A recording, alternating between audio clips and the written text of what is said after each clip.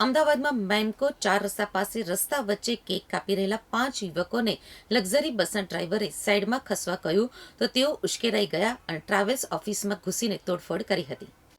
મેમકો પાસે રહેતા મહેન્દ્રકુમાર ચૌધરી ટ્રાવેલ્સ અને કાર્ગોનો વેપાર કરે છે.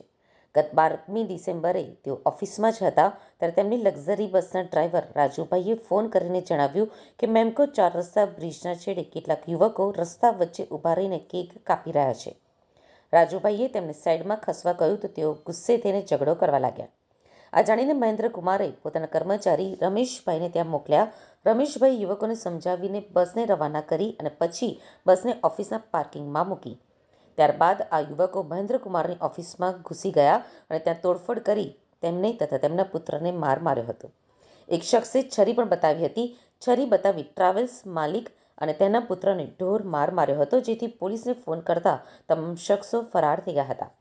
મહેન્દ્રભાઈ, અંબરીશ, રાહુલ, વિવેક અને અજાણ્યા 2 શખ્સો સામે શહેર કોટડા પોલીસ સ્ટેશનમાં ફરિયાદ નોંધાવી છે.